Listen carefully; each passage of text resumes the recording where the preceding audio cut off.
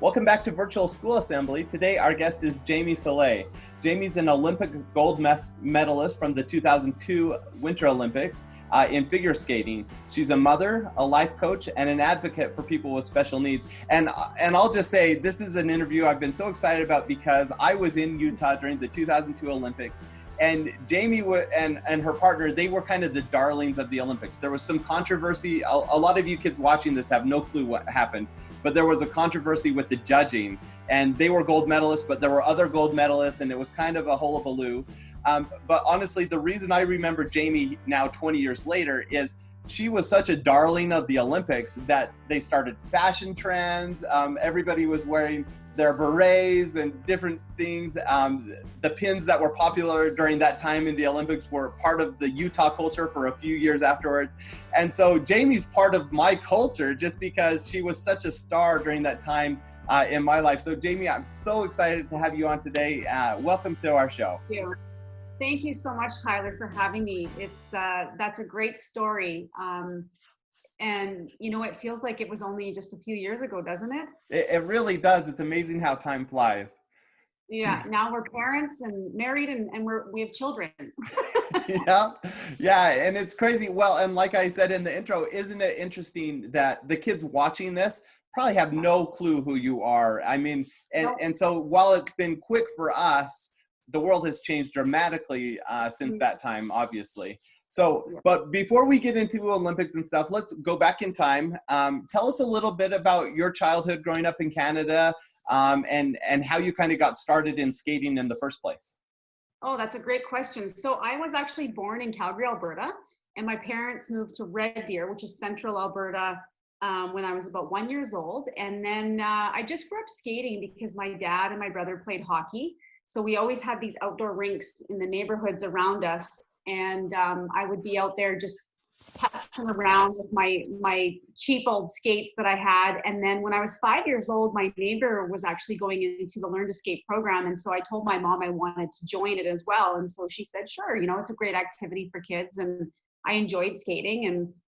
And then from there, it was 2 years that I was in that program and I passed all my badges. And that's when I decided to take private lessons. So I was 7 years old. And I would say before 10 years old, I knew that this was what I really wanted to do. And it was between 10 and 12 was when it got really competitive for me in singles.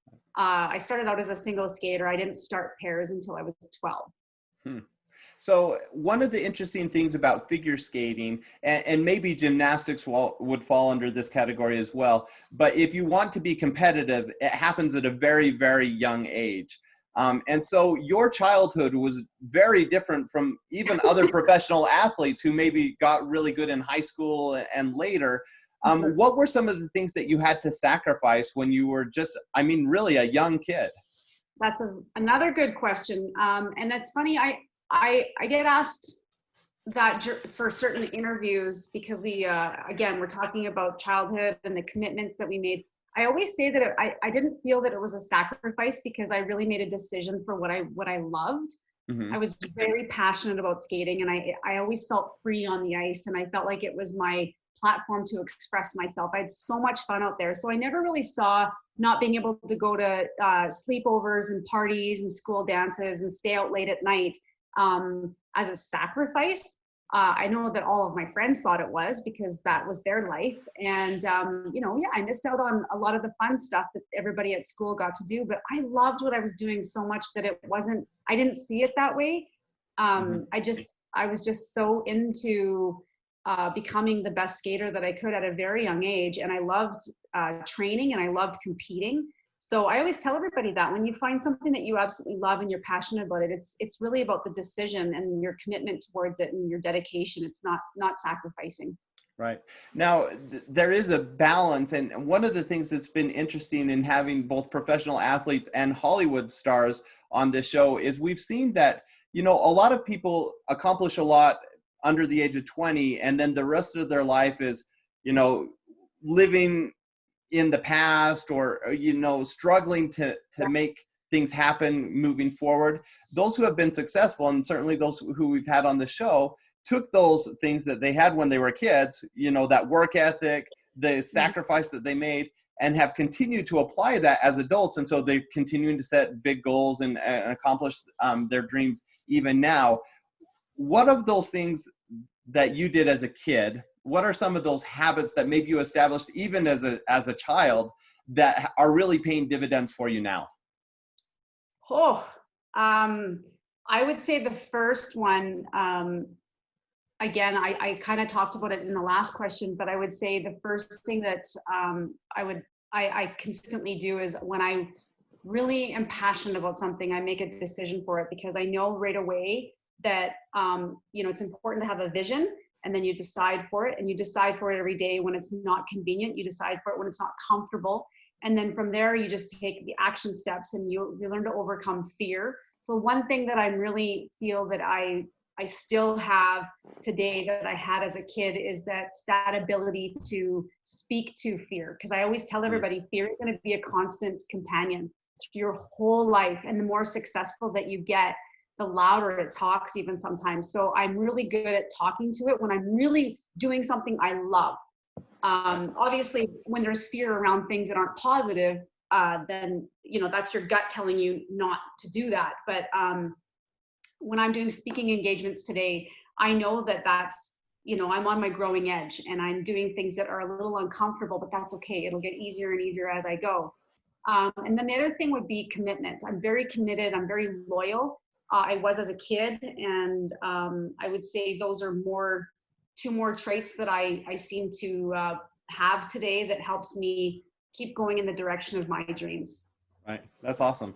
I want to talk a little bit about right before the Olympics. So you were competing at a very, very high level from really 10, 11, 12 on up. And so your experience going, a lot of the kids watching this are in high school, and your high school experience was very different than theirs, because you were competing in world championships and moving from individual to then pair skating and doing some of that. What were some of the highlights pre-Olympics? Like, what were some of the milestones that you reached in those few years before the Olympics came? Are you talking about 2002 Olympics? Yes. Okay, so my first highlight would have been 1994 Olympics. I went to those Olympics with my first partner, and we were the third Canadian team to go. So we really had no pressure. We were just happy to be there, right, as Canadians are. And that was a huge highlight for me.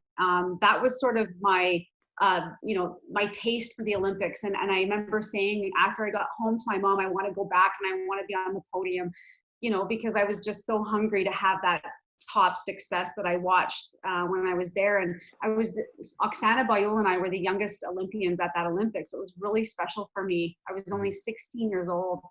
And then, of course, David and I, my second partner, we won worlds in Vancouver, so on right, Canadian soil, which was really special for us.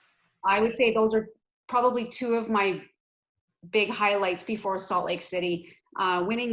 Winning worlds in Vancouver in 2001 was really special. We had lots of family and friends there, and it was just like so electric to, it can be very nerve-wracking also, stepping on the ice in your home country, but I embraced it. I was like, okay, I'm at home, I'm comfortable, like tonight's our night. So yeah, those would be my two highlights that stuck out to me.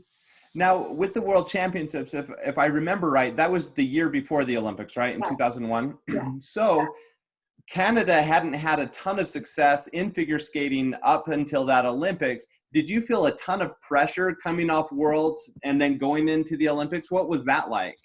Yeah, so Canada hadn't won a medal in pairs figure skating in 60 years, I believe. So, and we knew that, but it really wasn't like we were sitting on that going, oh, we're going to put more pressure on ourselves. We had enough pressure as it was, because David and I knew that at that point we had won worlds, we had beaten the Russians, we've beaten the Chinese, we're capable of beating these guys. So we knew it was a matter of just going out and skating our absolute best. And so we did everything and some training for that whole year before. I mean, everything was so calculated. Like we even you know, our diet was very specific. We were very careful. The people who we hung out with, we chose because it was all about like, you know, energy, time management. All this stuff is so, crucial when you're dealing with stress and high level performance. And I know people think that's crazy. And it's like, well, no, we don't want to be around negative people because that's super draining, right? Or toxic people. Right. You know, and it was, we were training very specifically. It was, you know, it was more about quality than quantity at that point too. People thought we'd be on the ice for, you know, 6 hours a day. I said, no, it was actually maybe 2. And then we spent an hour to 2 hours off the ice, but then we did a lot of mental imagery work and stuff like that. So, yeah, I'm forgetting your question already. Well, you got to it. I just asked about the pressure, but you bring up a really good point here with the visualization. This is something that we've seen with a lot of athletes, the importance of, you know, being able to visualize success and going through mental pictures and things like that. Can you talk about that a little more? Just the role that played for you in preparing for the Olympics and other things in your life. You know, it's imperative.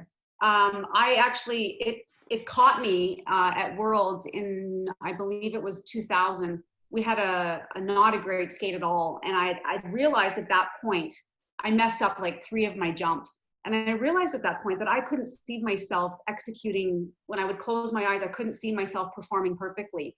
So I knew that I needed to spend the next 2 years working on that leading up to the Olympics. So when I got to the Olympics, I literally could close my eyes. I could see it. I could feel it, I could taste it, I could smell it, I could hear it.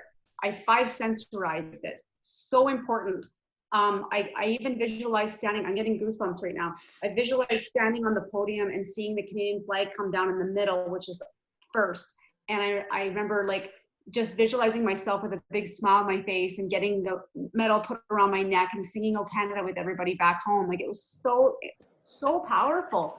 And it's interesting now because being a coach, and helping individuals with visioning, we talk about that as well and the power of that. And a lot of my clients that work on mental imagery feel that they actually start, it changes when you can see yourself actually executing. You're not only telling the universe that you're serious about these results, but you actually put yourself in that place of achieving it. It's so powerful. I think even students visualizing themselves, you know, you could start even with just your final exams and seeing yourself walking out of the room, like feeling elated and so proud of yourself because you just nailed your exams. Like that's a good start, you know, and then you see yourself in the future. Where do you want to be? What do you want to be? A doctor? Do you want to be an athlete? Do you want to be whatever you want to be, right? See it. Really put yourself in that position. And like I said, 5 sensorizing it is also really important. Yeah. Well, and I think one of the cool things about that, so during the Olympics, I was living in Utah and I wanted to go to the Olympics, but tickets are obviously really expensive. And the most expensive are figure skating.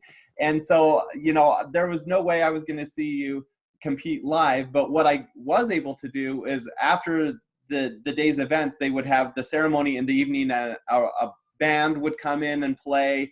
And in fact, my first rock concert ever was Bare Naked Ladies, and so there, who's Canadian, and then they have the podium. And for me, just as a casual observer, that was one of the coolest things of the Olympics because you saw people living that moment that they had visualized for all those years. And for me, that was real visceral. I felt like I got to share that experience with the people on the podium. So it was really cool. It was a really neat moment. We had no idea what was happening when we were brought to that stage. We knew the Bare Naked Ladies were there, and you know, we know them, so it was even more special for us to share the stage with them for a moment. But we thought they were just going to call us out and kind of say whatever. And it was like, "No, Jamie, here, you play the guitar." I'm going, "Play the guitar? I don't know how to play the guitar." But we just had fun so much. And Salt Lake City was like epic. Like they were just such a embracing, loving community. We felt so at home there, and the Americans really adopted us as their own, which was so cool. We felt very special. Yeah. And yeah, like we had it was the best time. Like honestly, even though the result the first night wasn't what we wanted, the experience that we got afterwards, even and through the Olympics, but even afterwards, would never have happened if we hadn't gone through that. So we just decided after the whole controversy, or the first night after we skated, we just made a decision that we were going to take the high road and just be really proud and just go with the flow. And so we had so much fun with all you Americans. Right. Well, and obviously the experience was different for those of us who stayed here and weren't just doing the Olympics and going home, but you really did change the culture for, you know, for that moment here in Utah, with whether it be fashion things that you were doing, or, you know, it was crazy how, because you're not American, but you had such an impact on those games where we did kind of take you as one of our own, and we're just as proud of you as we were of our own athletes. So it was a lot of fun for us. Awesome. Um, so let's move past the Olympics now. You've continued to do some incredible things in addition to being a mother, which I think is critical. You know, that's so amazing. But talk to us about what you're doing now with your coaching and how you're working with corporations and other groups now to help them live their dreams.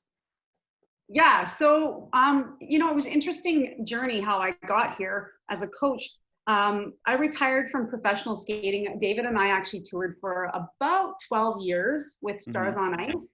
And then I retired. I got remarried, and we decided that we wanted to have another child. So I just sort of sat back and I thought, I'm just going to enjoy my life and, you know, enjoy the fruits of my labor. And that was fine for about 3-4 years. And then because I'm sitting here waking up every day going, like, I've accomplished a dream. I've got more than I've ever thought I would have in my life, but I was kind of feeling a little irritable and, like, in some ways ungrateful. Like, I just was kind of ashamed of how I was thinking or feeling. And then I realized that, you know what, this is not normal for me. So I reached out for some help, and I discovered within minutes that I'd stopped dreaming. And my whole life leading up to getting remarried or my retirement was created by design. I had totally mapped out my life, and I knew where I was going, what I wanted to do, what I wanted to achieve, where I wanted to go, everything. And so I went, yep, dreaming is important. And when I say dreaming, it's just having a vision. So what I did was I wrote down help people, and I didn't really understand, you know, what that looked like for the first while. But then I realized when I was at a vision workshop, I just had this electricity go through me, and I went, oh, this is exactly what I want to do. I enjoy public speaking. I enjoy, you know, I get asked to come and do a keynotes at certain events. But I also noticed that throughout my life, something that was that I had been doing was that I had been a motivator. I had always gone up to people when they're struggling without being told, to support them and encourage them, and maybe even just be a light for them. And so I looked back at that and I thought, I've been doing this my whole life, so of course I should do this. And you know, so then I got certified with Life Mastery, and which was a great start. And then I've now partnered with a group out of Calgary called Envision Group, and we're doing executive coaching and workshops with companies that around the world. Actually, it is so much fun. It totally lights me up. I love being able to empower people the way I was also empowered when I was a little girl, looking up to people. And it's interesting to be in the work that I'm in, because a lot of people, they have thoughts in their head of what they want to do, but we always say that thoughts in our heads are just wishes. When we get it on paper, it becomes a plan. And then from that plan, we can talk about action steps. And that to me is really powerful, getting people to write a vision and start writing out the action steps of how you're going to get there, and how to, you know, shorten the gap, right? You're here and you want to be here. What are we going to do to get there? So yeah, it's fun. It's so much fun for me. And honestly, it just, every day I feel so blessed and grateful that I can give back to people too in this way. And working with Special Olympic athletes is also something that I'm really passionate about. I've been a part of that movement for 7 years now. And Special Olympic athletes, I highly recommend everybody just going to one event. You will be hooked. These athletes brought me back to when I started skating and why I started skating. They just have so much love and appreciation for what they do, and also each other. and the camaraderie that they have is wonderful and so beautiful to watch. And it's just addictive. It's so addictive. So yeah, those are the two things that I'm passionate about. And of course, I'm a mom of two children, a 12-year-old and a 7-year-old. So I'm busy. Yeah, yes, you are. Well, we appreciate you coming on and spending a few minutes with us today. Your life is inspiring, but the part I love most is that you're continuing to set big goals. You're continuing to inspire and motivate others. So I commend you for making it a lifelong pursuit, not just something that you are one and done. It's incredible what you've been able to accomplish. Thank you so much, Tyler. I really appreciate that.